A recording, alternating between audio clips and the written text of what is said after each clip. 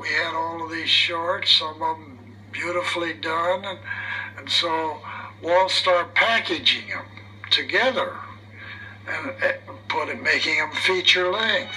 In 1946, Make Mine Music was released. It consisted of several animated segments featuring popular music of that era, provided by Nelson Eddy, Dinah Shore, Benny Goodman, and the Andrews Sisters. Here comes a cartoon movie from Walt Disney. A lot of people have been waiting for that a long, long time. With the end of the war, Walt revived Mickey and the Beanstalk for his first and most famous star, and decided to pair it with Bongo. The introduction of the lovable little circus bear would make Mickey's return to the silver screen an even more sensational event.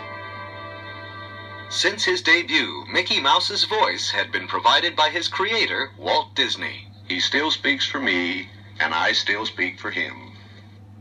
In Steamboat Willie, in addition to speaking for Mickey, I also supplied a few sound effects for Minnie, his girlfriend.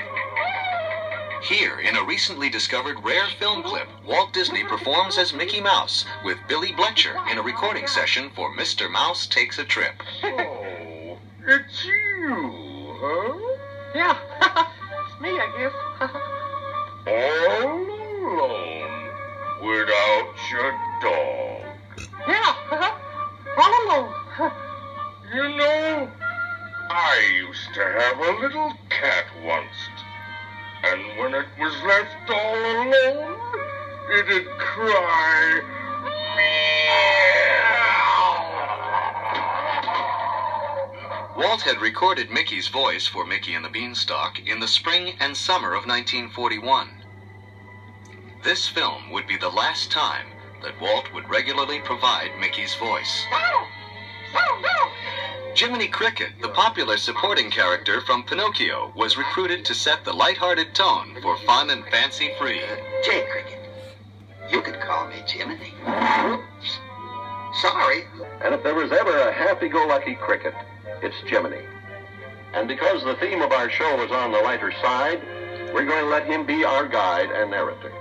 Giving voice to Jiminy was his original voice, Cliff Edwards. They called him Ukulele-eyed. He was big. He had just a nice voice, unusual voice. It had a great range from high falsetto down to lower register. I'm a happy-go-lucky fellow, full of fun and fancy-free, and you can make the whole world seem mellow.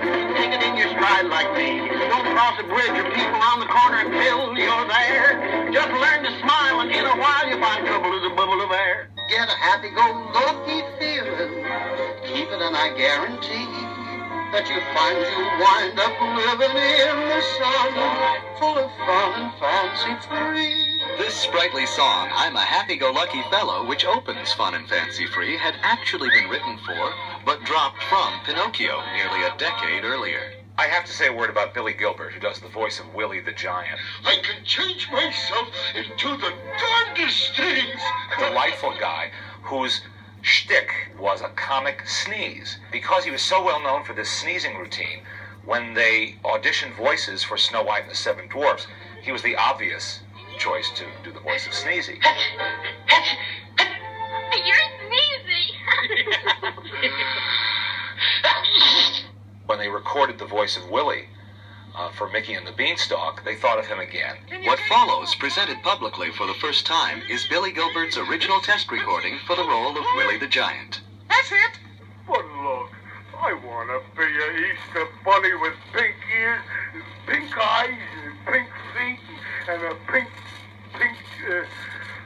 I want to be pink.